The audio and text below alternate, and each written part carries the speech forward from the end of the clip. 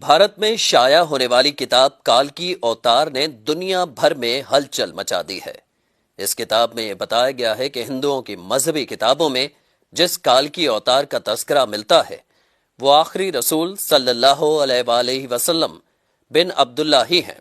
اس کتاب کا مصنف اگر کوئی مسلمان ہوتا تو وہ اب تک جیل میں ہوتا اور اس کتاب پر پابندی لگ چکی ہوتی، مگر اس کے مصنف پنڈت وید پرکاش برہمن ہندو ہیں اور وہ الہ آباد یونیورسٹی سے وابستہ ہیں۔ وہ سنسکرت زبان کے ماہر اور معروف محقق اسکالر ہیں۔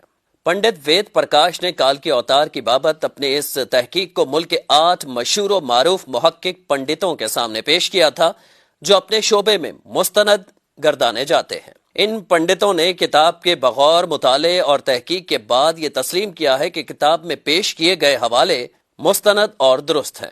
برہمن پنڈت وید پرکاش نے اپنے اس تحقیق کا نام کالکی اوتار یعنی تمام کائنات کے رہنما رکھا ہے۔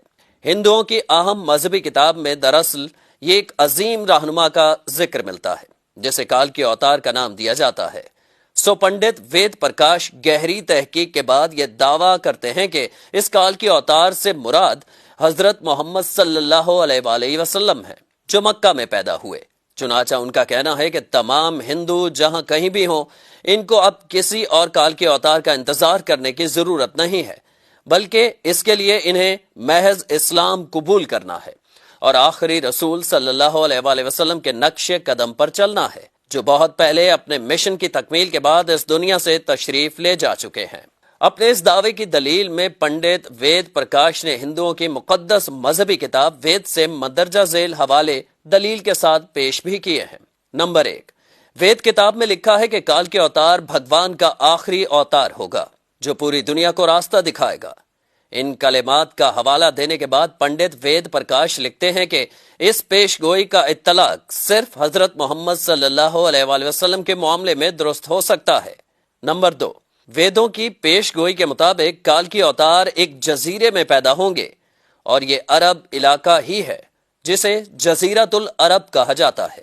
نمبر 3، مقدس کتاب وید میں لکھا ہے کہ کالکی اوتار کے والد کا نام وشنو بھگت اور والدہ کا نام سومانب ہوگا، جبکہ سنسکرت زبان میں وشنو اللہ کے معنوں میں استعمال ہوتا ہے اور بھگت کے معنی غلام اور بندے کے ہیں۔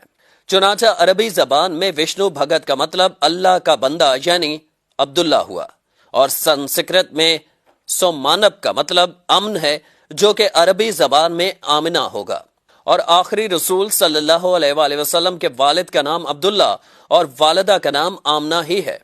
نمبر 4، وید کتاب میں لکھا ہے کہ کالکی اوتار زیتون اور کھجور استعمال کرے گا اور وہ اپنے قول و قرار میں سچا اور دیانتدار ہوگا، اور یہ دونوں پھل حضور اکرم صلی اللہ علیہ وآلہ وسلم کو مرغوب تھے، جبکہ آپ سچائی اور دیانتداری میں تو اس حد تک معروف تھے کہ مکہ میں محمد صلی اللہ علیہ وآلہ وسلم کے لیے صادق اور امین کے لقب استعمال کیے جاتے تھے۔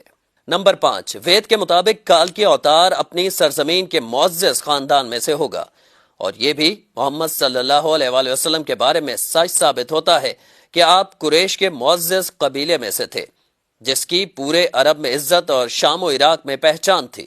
نمبر 6، ہماری کتاب کہتی ہے کہ بھگوان کالکی اوتار کو اپنے خصوصی قاصد کے ذریعے ایک غار میں پڑھائے گا۔ اس معاملے میں یہ بھی درست ہے کہ محمد صلی اللہ علیہ وآلہ وسلم مکہ کی وہ واحد شخصیت تھے جنہیں اللہ تعالیٰ نے غار ہرا میں اپنے خاص فرشتے حضرت جبرائیل کے ذریعے تعلیم دی۔ نمبر 7، ہمارے بنیادی عقیدے کے مطابق بھگوان کالکی اوتار کو ایک تیز ترین گھوڑا عطا فرمائے گا جس پر سوار ہو کر وہ زمین و آسمانوں کی سیر کرائے گا، اور محمد صلی اللہ علیہ وآلہ وسلم کا براق پر معراج کا سفر اس پیشگوئی کا مصداق بن کر اسے آپ کی بابت ہی درست ثابت کرتا ہے۔ نمبر 8، نیز لکھا ہے کہ ہمیں یقین ہے کہ بھگوان کالکی اوتار کی بہت مدد کرے گا اور اسے بہت قوت عطا فرمائے گا، اور ہم یہ جانتے ہیں کہ جنگ بدر میں اللہ نے محمد صلی اللہ علیہ وآلہ وسلم کی فرشتوں سے مدد فرمائی۔ نمبر 9، ہماری ساری مذہبی کتابوں کے مطابق یہ پیش گوئی ملتی ہے کہ کالکی اوتار گھوڑ سواری، تیر اندازی اور تلوار زنی میں ماہر ہوگا۔ پنڈت وید پرکاش نے اس پیش گوئی پر بڑا خوبصورت تبصرہ کیا ہے جو بڑا اہم اور قابل غور ہے۔ وہ لکھتے ہیں کہ گھوڑوں، تلواروں اور نیزوں کا زمانہ بہت پہلے گزر چکا ہے۔ اب تو ٹینک، توپ اور میزائل جیسے ہتھیار استعمال میں ہیں۔